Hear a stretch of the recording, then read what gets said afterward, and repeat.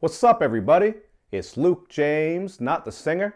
If you're looking to get your music reviewed, you can hit up this email that's right here. But today, I'm going to hit you up with my thoughts and opinions on this debut album from Cardi B called Invasion of Privacy. Now, Cardi B is a rapper who came out of the Bronx. She really came up through Instagram, stripping, and loving hip-hop. But once she dropped that song, Bodak Yellow, she pretty much took over the world, man. No matter how you feel about her or that song, you cannot deny how monstrous of a hit it was, man. It was everywhere, and I was actually kind of surprised that it got that big. Now, don't get me wrong, it is a banger, it pumps bass, and it's catchy, but it wasn't anything overly unique or interesting to me, especially when you look at the fact that it borrows so heavily from Kodak Black's song, No Flockin'. Regardless, fuck me, doesn't matter, this went on to be a smash hit, and it really propelled her to superstardom. And I gotta say, on this project right here, she kind of surprised me because she is coming through with some of those bangers, and I think there are going to be some hits on here. Even if you don't personally like them, they're going to do some serious numbers. You got the song Moneybag. This is produced by the same guy who did Bodak Yellow, so I can see this being a smash hit just like that was. And then you have the song I Like It, which actually borrows from I Like It Like That. That's a Latin song by Pete Rodriguez, so it's just a very catchy Latin-infused banger. All these songs I just talked about are going to be bangers for the club, for the party, in your car. I can certainly see people working with those tracks, so they were some of the better moments. Not my favorite tracks, not something I'm going to bump a lot, but I think she did really well with those, and I can see them catching on. But I do think the best track on here by far has got to be the intro track called Get Up 10. This shit is kind of styled like a Meek Mill intro. It builds up very slowly on piano and sirens, and then it goes into full effect, and Cardi actually snaps on this one, man. In the past, I haven't been too impressed with her rapping. I sometimes find her flow to be a little bit stiff and her delivery awkward, but on this shit right here, man, she went all the way off. She had great flows, it's one long verse, and I think content-wise, this was the most engaging track. She really breaks down who she is and how she came from rags to riches, so I appreciate her sharing her story, and she did it in a good way on this song, man. Easily one of the best tracks, and I was kind of impressed. But unfortunately, other than these couple of songs I talked about, a lot of this project gets very damn redundant. The single Drip really just sounds like Amigos leftover. It has all three members doing their usual thing. And then Cardi herself just sounds like the fourth Migo. It actually sounds like Offset wrote her verse, and I did notice this on her other single as well, called Barty or Cardi.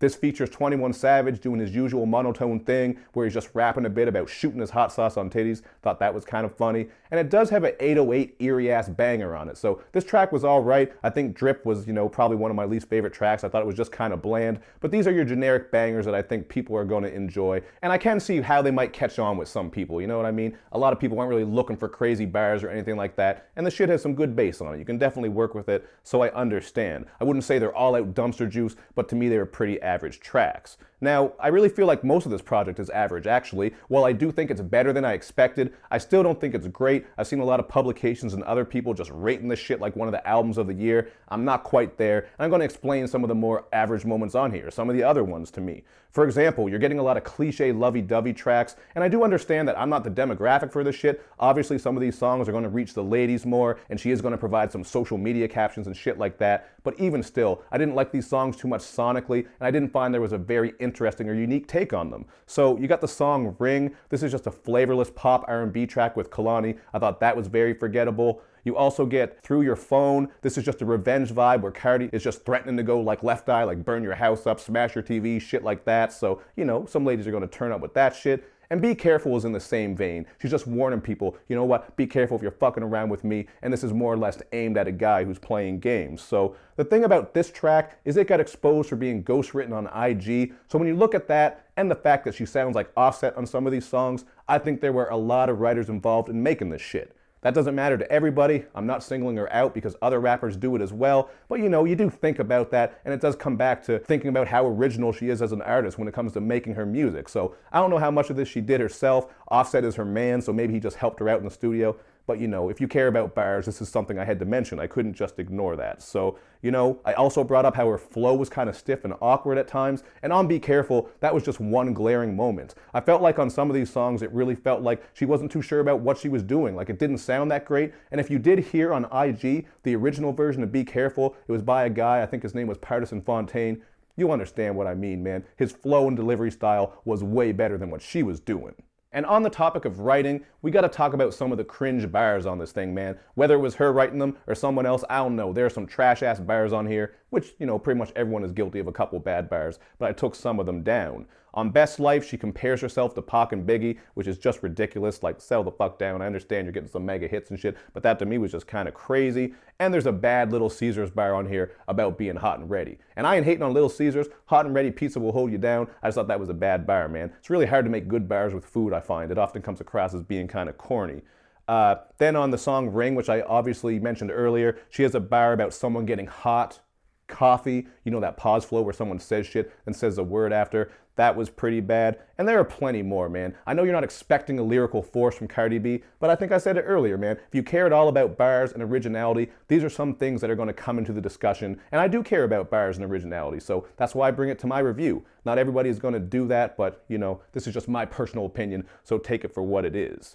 But one of the more interesting moments on here, again, this one isn't overly original because it's borrowing from Project Pat's track Chicken Head. I'm talking about the track Bickin' Head. Even though it is just borrowing from that, I think she did it pretty good, man. I was very skeptical when I saw that she did this because I love 3 6 Mafia, especially Project Pat. He's got a lot of great flows, and she does emulate some of his flows on this track, which was kind of cool. Just her showing some respect and love to Project Pat and 3 6 Mafia. Very raunchy track.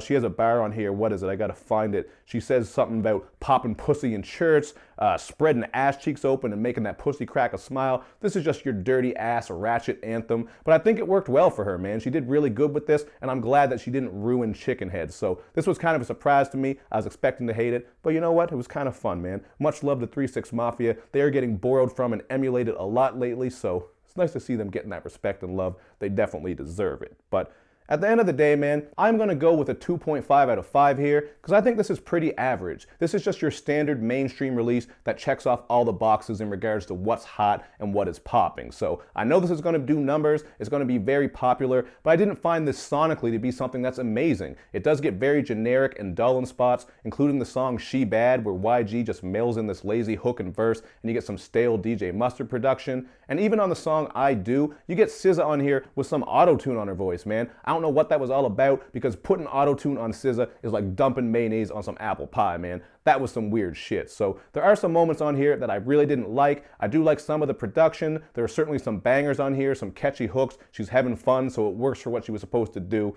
But at the end of the day, man, I think this is pretty average. Not a big fan of her rapping. As I mentioned, it's kind of off in spots. Not a big fan of her vocal performance and delivery too. I think that can be a bit sloppy, but you know what? One man's opinion is what it is. She's going to do numbers regardless. This shit, I think, has already gone gold. Not that it really means the same thing like, you know, before streams, but she's doing what she's supposed to do. So, hey, can't hate on her success. But that's all I got to say about this one. You guys check it out for yourself and then hit me up in the comment section with your thoughts.